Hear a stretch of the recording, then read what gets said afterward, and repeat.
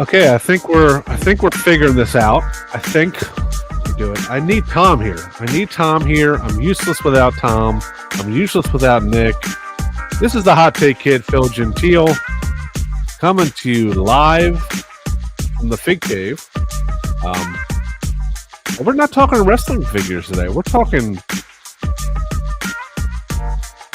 fantasy football. We're talking winning money from your friends. We're talking about making money, having a good time. I've been we got the stream going on, so the live video of this, I'm going to do these periodically. I'd like to do some mock drafts. I like to go position by position. We'll do a quarterback episode. Maybe we'll do a receiver episode, a running back episode. If you don't like fantasy football, you're probably not going to like this. Just being honest with you, if you like fantasy football or if you've never played before, I'm going to break it down pretty simple. Some of the podcasts I listen to go a little too granular, a little too in-depth, and are not very fun to listen to. They're kind of like they're talking about the third string guy on the Buccaneers bench. I don't care about that shit. Okay. If you want to win in fantasy football, you got to knock your first couple picks out of the park. You got to have some studs to put up points. So we're going to talk about it. I put a post on our Facebook group about kind of some basic questions because, I've been playing fantasy football for over 25 years. I want to say 98, 99 high school, is when I started. So pretty crazy. I mean, I'm old, but I don't know if I'm that old. But I feel like I have some knowledge. I've been playing it for a long time in lots of different leagues. I used to call in and be a regular guest on the sports radio station here in Baltimore. I'm good with numbers, that kind of stuff.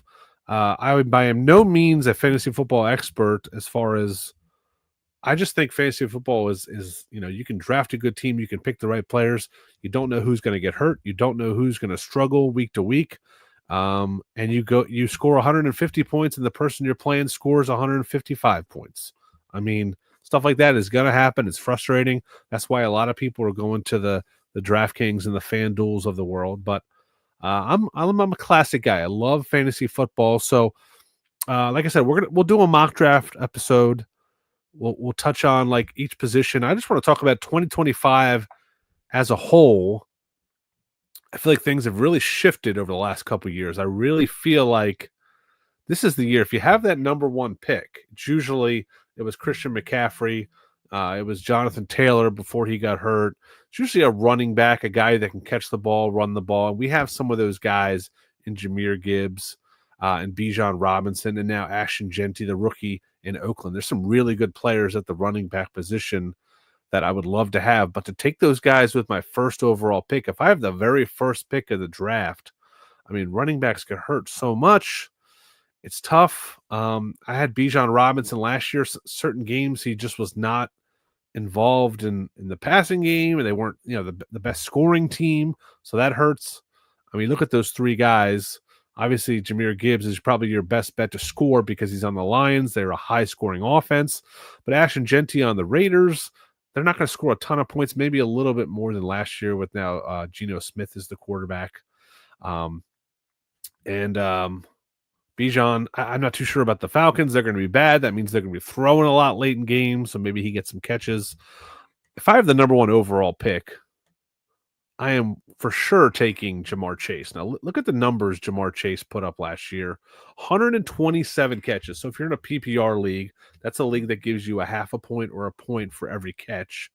That's 127 points. Number two, all-world receiver Justin Jefferson is kind of your number two guy behind him. 103 catches, still amazing, but 25 or so, 24 extra points there on catches. Jefferson had 1,500 yards, Ja'Marr Chase 1,700, so you got 200 extra yards there. The biggest thing is the touchdowns. 17 touchdowns for Ja'Marr Chase, just 10 for Justin Jefferson. Now, Justin Jefferson getting a new quarterback. J.J. McCarthy was a rookie last year, got hurt. Now he's going to be in. Sam Darnold killed it for them last year. Now he's in Seattle. So the quarterback play is going to be possibly an issue. I don't think it's going to be a huge issue for Justin Jefferson. The dude is without a doubt one of the best receivers over the last 20 years. So I don't think it's a problem. There's only 26, not too much of an injury history, but I think Jamar Chase on the Bengals, the number one target for Joe Burrow, who puts up points like crazy. The team did nothing. My Ravens play them twice a year, and their defense is awful. And they did nothing to really, besides drafting a guy in the first round who held out for most of the offseason because of contract stuff. In free agency, they didn't do much. They don't have much potential there on defense. I'll pull up the rankings as far as NFL team rankings 2024. Their defense, I think, was the worst defense in the league, which is, if you're playing fantasy football, you have somebody on offense, it's great. You don't care. You don't care if the Bengals lose by 40 points. I don't give a shit. I want Joe Burrow and Jamar Chase to put up points, to be constantly needing to throw the ball. And that's what they were last season. I mean, those numbers are insane. It used to be like 100 catches was like there was one or two guys that did it. It was usually like the Wes Welkers of the world who were more, 5-yard catch, 10-yard catch guys. Jamar Chase is a huge down the field playmaker. The dude is only 25, younger than Justin Jefferson. These two guys went to college together, which is scary. Malik Neighbors, Jamar Chase, and Justin Jefferson, all from LSU. Insane. Before they had NIL deals, they were definitely paying people. Josh, thanks for joining the chat. I will give you some tips. Give me some players you want to hear about. Give me your team, and I'll kind of break them down as far as fantasy football if you want. But going back to just the number one pick, I think it's Jamar Chase. I don't think it's even close for me. If I don't have the number one pick, and again, we're going to do maybe an episode where we'll talk about each individual pick. What do you do at number two if Jamar Chase isn't there? Who do you pick? I think a guy like Jahmyr Gibbs in Detroit had a great year last year, puts up huge points both running the ball and receiving. I think the Lions are still going to be a great offense. They still have Goff. They still have a lot of pieces there.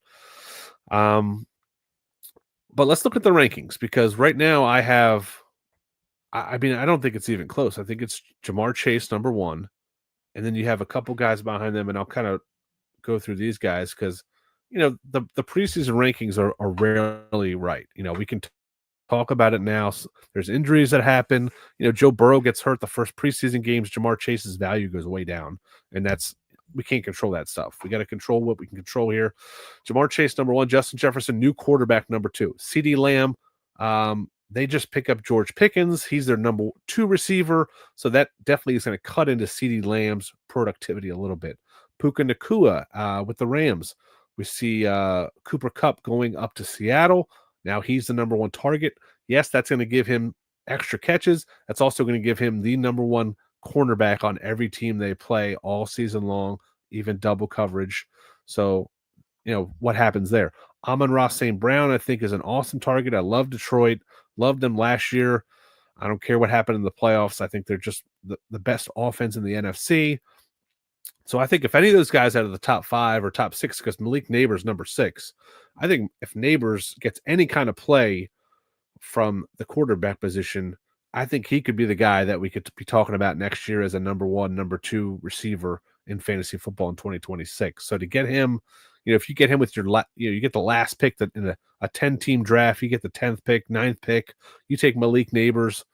For me, that's upside. The thing about taking Jamar Chase number 1 is, every team has 2. Some teams have 3 really good receivers. If you look up and down this list, I mean, I'm going to number 42, Deebo Samuel, number 43, Cooper Kupp. These are big name guys, number 1 receivers, or kind of 1A on their team on good offenses. They're the number 42 and 43 ranked receivers. So think about how many guys are above them there. So to use a first round pick on a receiver is a little risky, because running backs, maybe there's 10 really good ones, 5 really good ones. So it's a little riskier, but I think if you take Jamar Chase number 1, then you're I think receivers off the board for you until the 5th, 6th round. I think you're trying to find another number 1 running back at the 2-3 turn. If a guy like Kittle is there, if a guy like Hawkinson or Sam Laporta are there, you get your number 1 tight end. You could even reach a little bit for a quarterback at number 3. Get Jaden Daniels or Lamar. There's a lot of ways you can go, but I think if you get that number 1 pick and you take Jamar Chase, I think you can wait, especially if it's only a 2 receiver league. You need one more receiver, so you go down here. Even the number, I mean, his teammate is kind of in there, T. Higgins, but I'm going down to number 50 here. Michael Pittman was a pretty big player for the Colts. Josh Downs as well. Adam Thielen at number 52. So those guys are a little bit iffy, but then that's down into the 50s. I don't think you're going to get that far. Even Stephon Diggs at 38, Chris Godwin. Those are guys I wouldn't mind having as my number 2 receiver. So you got some room to maneuver there. Joshua, tell me who you like, guys. If you're listening to this on our normal podcast feed, we're going to do like kind of a chat. So feel free to jump in, or I'll put a Facebook post up in our Patreon Facebook, and you guys can ask questions there if you want to. Oh, I got that's funny, Michael Lanham. I also got a text on one of the fantasy leagues that I do with a bunch of buddies here. Guillotine League. Yahoo is now doing Guillotine Leagues, which sounds kind of like a Survivor League. It's a little bit different. I guess you don't play a certain player. Every team after week 1, whoever has the lowest total score for their team, they're out of the league. And they go every single week until there's one team left. So kind of fluky, because you could have a bad week, or leave someone on the bench that blows up and you're screwed. So, but I wouldn't mind doing one of those. That might be kind of fun. I always like, it wasn't too popular back in the day, but I've always tried to do PPR leagues just because it evens out the receivers to the running backs, and it gives those running backs that catch the ball an extra 5-6 points a game. I mean, when Ray Rice was here in Baltimore, he would consistently have 7, 8, 9 catches. That's, plus the yardage, that's another, sometimes 10, 15, 20 points. Oh, that's a good point, Mike. Yeah, Guillotine League, the last place team is out after week 1, and then after week 2, the next last place team is out. All their players go into free agency, and you can, it's based on waiver wire. People can pick the remaining teams, pick those players up. So it's a pretty cool idea. Might be fun to do. We will do a Fig Cave Fantasy Football League. What we usually do, $20 buy-in. Everybody puts in $20, and then we'll use that $200 to get someone a big order from Ringside. So nice little perk. Make sure you use code FigCave for Ringside Collectibles, 10% off. Okay, let me pull up. I said I was going to pull up these NFL team rankings, defense rankings. And I did want to talk about a little bit about defense. It's kind of like a lost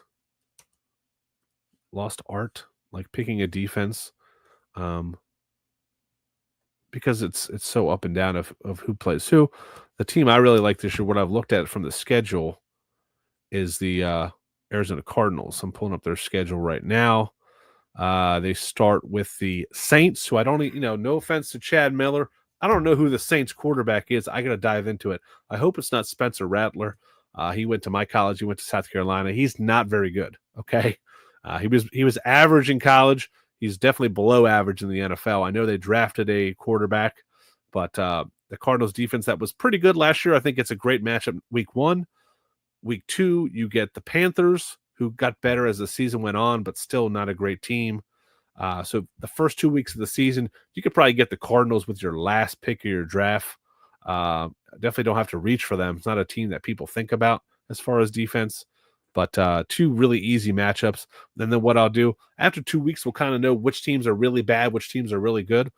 I'm assuming the Saints are going to be really bad. So maybe I'll see who the Saints are playing week 3, pick them up and go like that. So let's go back to the chat. Mike Lanham's here. Joshua, you guys, thank you for hanging out.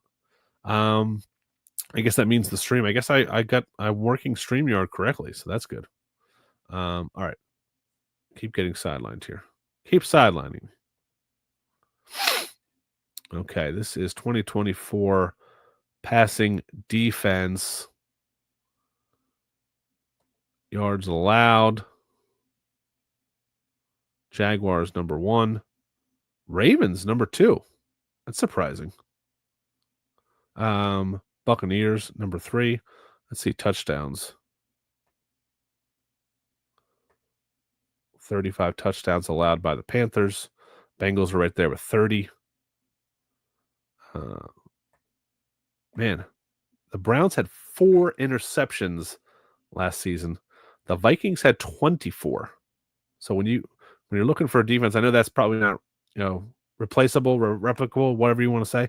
They are a very good defense, but I don't know if they'll get that again. But I mean, the number 2 team had 19, so they were head and shoulders above anybody else. They also had 49 sacks.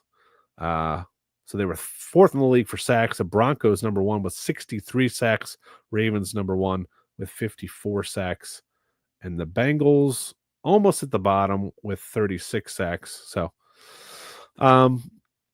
you really, I do this sometimes, and I know a lot of people do it. We can't judge it off of like, oh, Saquon had a really good year last year. I'm going to draft him number 1, or the year before. Saquon, he wasn't very good with the Giants. I'm not going to take him. You really have to take the year before kind of out of the equation a little bit. So much changes. Guys get healthy. Guys get new teammates, new offensive line, or they're finally healthy from an injury. Saquon had that big injury and played a couple years where he wasn't 100%. So I did a mock draft earlier. Like I said, I'll probably do a live mock draft on the pod, and we can just kind of go through it and talk about it, because a lot of times we don't know our draft spot until right before the draft. Sometimes if you do a league with some buddies where you're able to draft like in person, which is the best way to do it. Over the computer is just not as fun. Being able to hang out, have a couple beers, have some snacks, and do a draft with your buddies is probably the best way. But usually when you do that, the draft order a couple weeks ahead of time. When you go onto like the Yahoo app or the ESPN fantasy app, you can kind of pick. You can go into one of the mock drafts. Hey, I want to be in the 6th spot in this mock draft. When it comes to you, that's the spot you have in your normal draft. So pretty cool. We'll probably do a 10 or 12 team league as far as our Fig Cave. I think we had to do 2 last year because we had so many people that were interested. But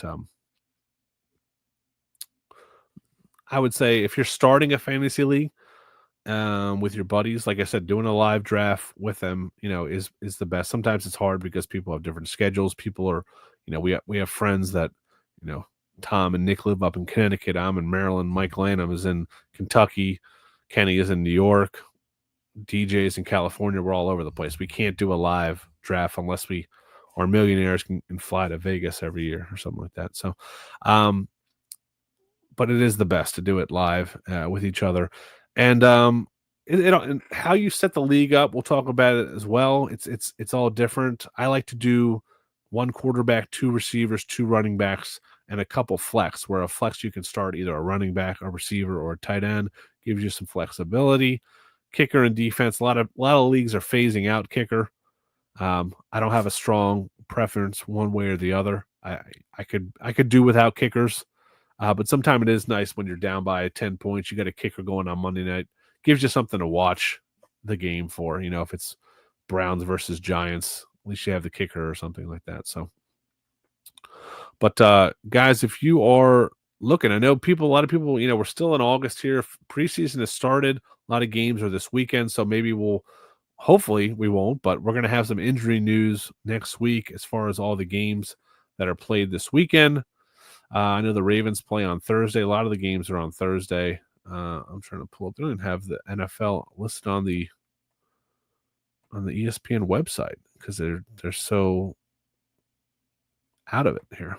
I am worried about NFL Red Zone now with this merger between ESPN and NFL Network. ESPN is now going to charge on their streaming service for, I don't know if it'll happen this year, maybe next year. But it'll be part of the ESPN streaming service. I think it's like $30 a month to get another separate streaming service. Don't even get me started on how good we used to have it when we paid one price for everything all together and didn't have to pay. I have 7 streaming services, and then my wife and I want to watch a movie. I still have to pay for it $5 or something. Like, get the fuck out of here. Ridiculous. Don't grind my gears, Mike Lanham. That's about it. I just wanted to jump on here and let you guys know what we're going to be doing. These are going to be quick, like 20, 30-minute episodes. I do want to run down some of the news. There hasn't been a ton. Like I said, the preseason hasn't really started. There has been a couple injuries here and there. Just today, Keenan Allen signed a 1-year contract to go back to the Chargers. He had been with the Bears for a year or two. Jordan Addison, receiver for the Vikings, suspended for 3 games. I don't know if he will appeal that or what will happen there, but that'll definitely give our boy TJ Hawkinson and Justin Jefferson a ton more targets when the number 2 receiver is out. A deep pick there is Jalen Nailor. This guy could step up. He'd be a starter for those first 3 games. Another guy in a deep league where you're 14-team league, 3 receivers. He's a guy in a pretty good offense. He's going to be the number 2 guy for the first 3 weeks. Addison comes back, you drop him, whatever. See here. We haven't talked about this. Micah Parsons still in kind of a dispute over his contract, asked for a trade from the Cowboys. 26-year-old pass rusher. Dude is a beast. I think he's got the second most sacks since he came into the league behind TJ Watt. So he's a player to watch. That Cowboys defense will be pretty terrible without him. I know no one cares about the Browns. There is going to be some teams I'm going to tell you to just stay away from. The Browns might be one of them. Kenny Pickett and Dylan Gabriel are both hurt. They have 40-year-old Joe Flacco, former Raven, won a Super Bowl here. Can't hate him. Obviously, they drafted Deion Sanders' son, Shedeur Sanders, who's a little banged up too. They just signed Tyler Huntley. So they got 5 quarterbacks on that team. I don't think any of them are any good. I think Flacco is probably your best option. He did some good things for the Browns when he was there. I think for the Colts too. He came in as kind of a spot starter for them. I mean, he can still throw the ball. So that would be the best case scenario if you draft Jerry Jeudy or one of the skill position players for the Browns, is to have Flacco named the starter. That's about it. Darren Waller back, coming out of retirement to play for Miami. There was a time when Darren Waller was a number 2, number 3 tight end fantasy football. I mean, he was at some point unguardable when he played for the Raiders. So I know he was drafted by the Ravens, had some really bad drug problems and depression stuff, and made it through all that, which is awesome. Then retired, probably because he didn't want to play for the Raiders anymore. Now back with Miami. That's a pretty good high-paced offense with the receivers they have there and Tua. So that'll be an interesting situation to watch. He's a guy that not many people are talking about, mainly because he's been out of football for a year or two. So, and also it looks like Tyrone Tracy will be the Giants' lead back in 2025. They did draft rookie Cam Scatabo, great name, but I like Tyrone Tracy. I picked him up last year. Didn't grow too crazy. I mean, had 839 yards as kind of a fill-in guy, but they got him the ball in space as far as catches and seemed to be a pretty good receiver out of the backfield. So I have a special place in my heart for a running back who can catch the ball. So, yep, that's about it, guys. Thank you for listening. Like I said, next week we'll probably recap those preseason games, talk about any kind of injuries or position battles, who looked good, who didn't look good. I'll be watching the Ravens game on Thursday until I can't handle preseason football anymore. But football's almost back. That's what we got to shoot for. We're like 3 weeks away. We can do this. We can make it. Then baseball is a thing of the past, and it's football season. So I'll figure out how to play the music to get us out of here. Oh, there we go. Follow us on Big Dave. Follow us on Twitter at KFig. And if you're on our Patreon Facebook group, you can message me. I don't care. Message me day or night. Hey, should I start Tyrone Tracy or Bucky Irving this week? Okay, well, hey, I'm going to answer you back. That's part of being a Patreon member. Don't hold me over the fire if I get my predictions wrong, but I'll try to help out anybody and everybody. Thank you guys for listening. We'll be back here next week with a quick fantasy football recap of preseason week 1. And stay classy. And as Nick would say, wash your hands and wash your feet too. Sometimes I forget to wash my feet in the shower. It's annoying sometimes.